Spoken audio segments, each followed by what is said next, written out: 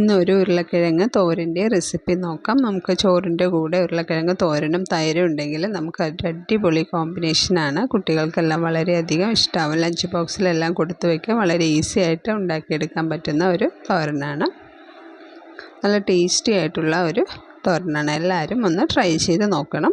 അതിന് വേണ്ടി ആദ്യം ഒരു ചീനച്ചട്ടിയാണ് ഞാനിപ്പോൾ എടുത്തിട്ടുള്ളത്. നന്നായിട്ട് കട്ടിയുള്ള ഒരു ചീനച്ചട്ടി അടുപ്പത്ത് വെച്ചിട്ടുണ്ട്. അതിലേക്ക് 2 ടേബിൾ സ്പൂൺ വെളിച്ചെണ്ണയാണ് ഒഴിച്ചു കൊടുത്തിട്ടുള്ളത്. അതിലേക്ക് കുറച്ച് കടുക് ചേർത്ത് കൊടുക്കാം. കടുക് നല്ലപോലെ ഒന്ന് പൊട്ടി വരുമ്പോൾ നമുക്ക് 5 6 വെളുത്തുള്ളി ചെറുതായി അരിഞ്ഞത് കൂടെ ചേർത്ത് കൊടുത്തിട്ടുണ്ട്. അതിലേക്ക് ഒരു സവോള ചെറുതായി അരിഞ്ഞത് കൂടെ ചേർത്ത് കൊടുക്കാം. സവോള ചേർത്ത് ജസ്റ്റ് ഒന്ന് വഴറ്റിയെടുക്കണം.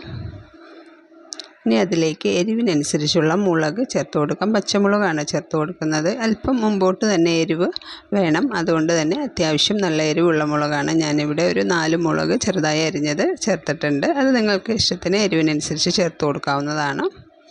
കുറച്ച് കറിവേപ്പില കൂടെ ചേർത്ത് കൊടുക്കാം. ചേർത്ത് നല്ല ഒരു ഗോൾഡൻ ബ്രൗൺ ആവുന്നവരെ നമുക്കതൊന്ന് വഴറ്റിയെടുക്കണം.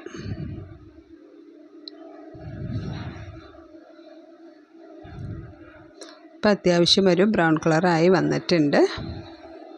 ഇനി നമ്മൾ ഒരു തേങ്ങ ചേർത്ത് കൊടുക്കാം. ഒരു 1/2 കപ്പ് തേങ്ങ ചേർത്ത് കൊടുക്കുന്നുണ്ട്.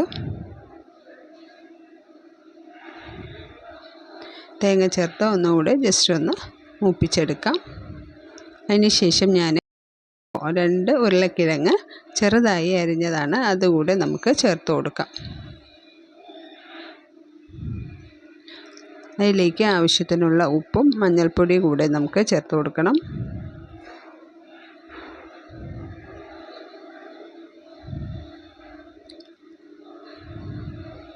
ഉപ്പും മഞ്ഞൾപ്പൊടിയും ചേർത്ത് നല്ലപോലെ ഒന്ന് ഇളക്കി യോജിപ്പിച്ച് കൊടുക്കാം. നോൺ സ്റ്റിക്ക് പാനിലൊക്കെ ആണെങ്കിൽ നമുക്ക് വെള്ളമൊന്നും ചേർക്കാതെ തന്നെ നമുക്ക് ഉണ്ടാക്കിയെടുക്കാവുന്നതാണ്. ഇതിപ്പോൾ ഞാൻ കട്ടിയുള്ള ചീനച്ചട്ടി ആയതുകൊണ്ട് നമുക്ക് കുറച്ച് വെള്ളം ചേർത്ത് കൊടുക്കണം. നന്നായി ഇളക്കി യോജിപ്പിച്ച ശേഷം ഒരു 1/4 കപ്പ് വെള്ളം ചേർത്ത് കൊടുക്കാം.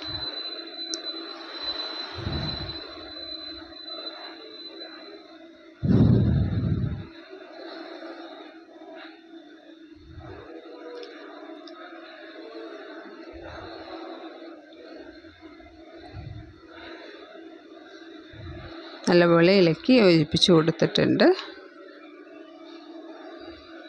ഇനി നമുക്കതിലേക്ക് ഒരു 1/4 കപ്പ് വെള്ളമാണ് ഒഴിച്ച് കൊടുക്കുന്നത്.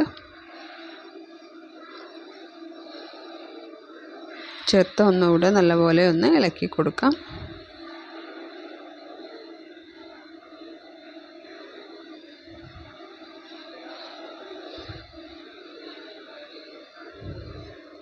അതിനുശേഷം നമുക്കതൊന്ന് അടച്ച് വെച്ച് വേവിച്ചെടുക്കണം.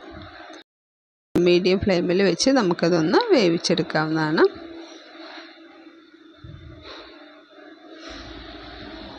അപ്പോൾ നമ്മുടെ ഉരുളക്കിഴങ്ങ് മെഴുക്കുവരട്ടി ഏകദേശം നന്നായിട്ട് വെന്ത് വന്നിട്ടുണ്ട്. ഇനി നമുക്ക് നല്ലപോലെ ഒന്ന് ഇളക്കി കൊടുക്കാം.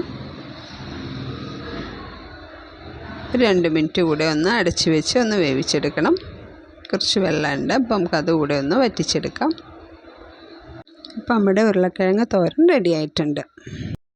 ചോറിൻ്റെ കൂടെ കഴിക്കാൻ ഒരു അടിപൊളി ഐറ്റമാണ്. ലഞ്ച് ബോക്സിനെല്ലാം എസ്പെഷ്യലി നല്ല ഒരു കിടിലൻ റെസിപ്പിയാണ്. എല്ലാവരും ഒന്ന് ട്രൈ ചെയ്ത് നോക്കണം. വീഡിയോ ഇഷ്ടമായാൽ ലൈക്ക് ചെയ്യാനും ഷെയർ ചെയ്യാനും സബ്സ്ക്രൈബ് ചെയ്യാനും മറക്കരുത്.